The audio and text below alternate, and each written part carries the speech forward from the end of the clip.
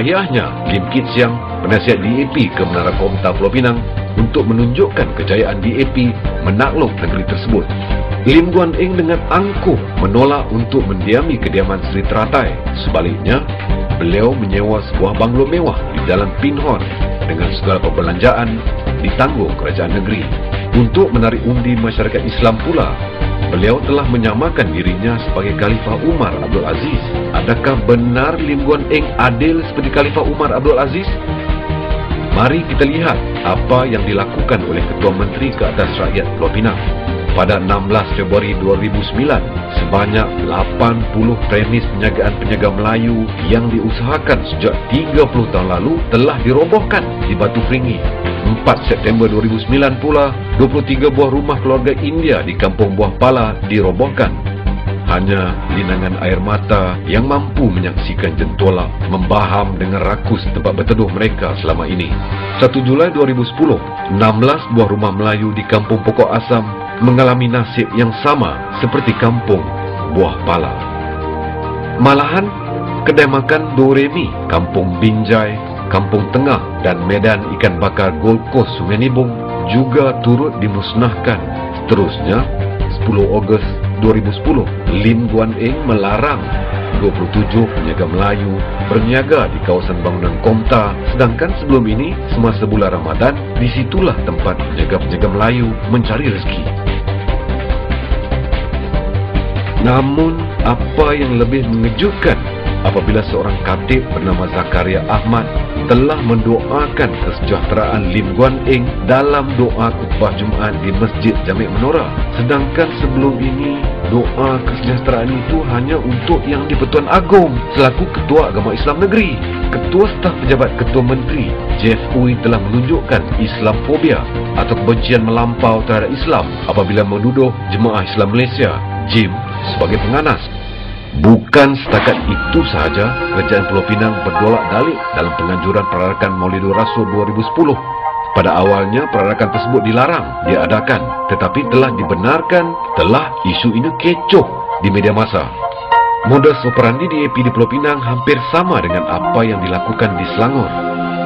29 Disember 2009, Majlis Bandaraya Petaling Jaya telah merobohkan Dewan di Kota Damansara yang digunakan untuk kelas Al-Quran dan pengajian agama. Manakala di Pulau Pinang, Tabika Kemas Bandar Bayan Baru telah ditutup oleh kerajaan negeri pada 5 Januari 2010.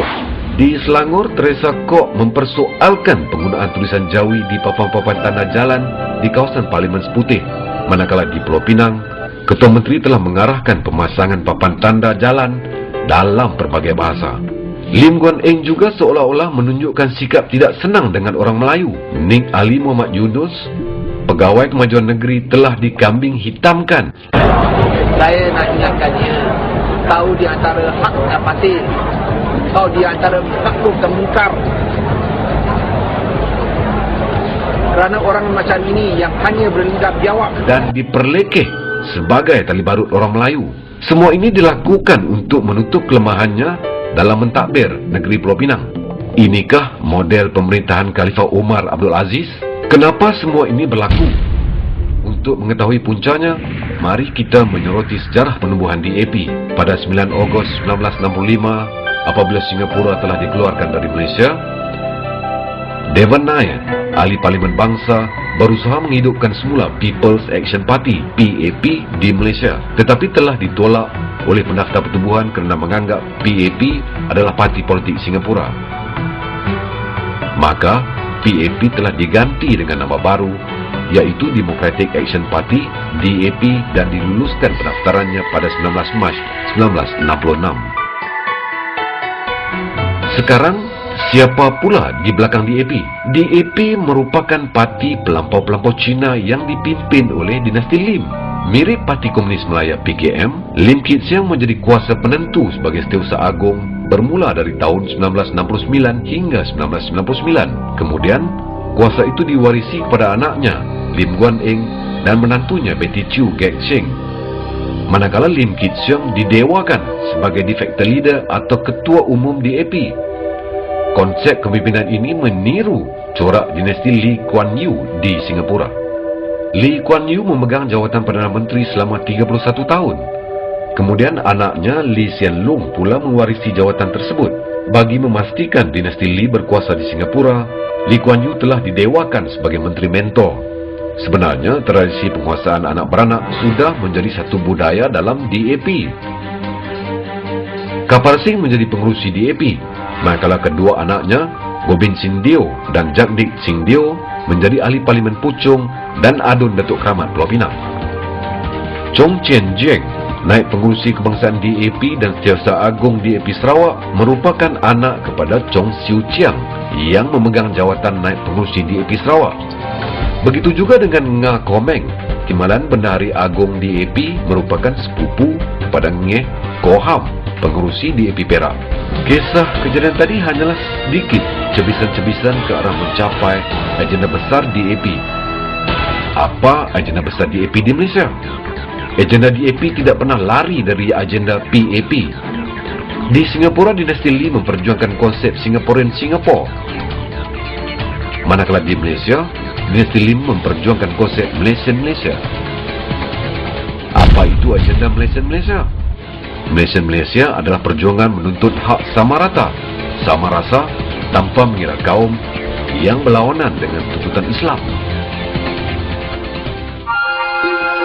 Maka perlembagaan persekutuan sedia ada perlu diperbaharui semula dengan memansuhkan perkara-perkara berikut. Pertama, memansuhkan perkara 3, Islam ialah agama bagi persekutuan. Kedua, memansuhkan perkara 38 berkenaan dengan institusi Majlis Raja-Raja. Ketiga, memansuhkan perkara 152 berkaitan bahasa Melayu sebagai bahasa kebangsaan. Dan keempat, memansuhkan perkara 153 berkaitan dengan kedudukan istimewa orang Melayu dan Bumi Putra. Sedekat lalu, nenek moyang kita bersabung nyawa menentang Malayan Union. Silih berganti, warisan bersambung, seolah-olah anak cucu kini melupakan pengorbanan nenek moyang mereka. Kini, anak Melayu menjadi penerhaka dengan menyokong DAP untuk memartabatkan semula Malayan Union di bumi tercinta ini. Khasnya apabila kita menganggap bahawa ada usaha untuk menukar asas perlembagaan Malaysia, asas pembinaan negara, dan kita harus terpanggil untuk berdiri untuk put the record straight, bukan sahaja bagi pihak DAP, bukan sahaja bagi pihak non-Muslims di Malaysia, bagi pihak moderate, majority Muslims yang moderate dalam Malaysia, bagi pihak ahli-ahli di MCA, gerakan MIC dalam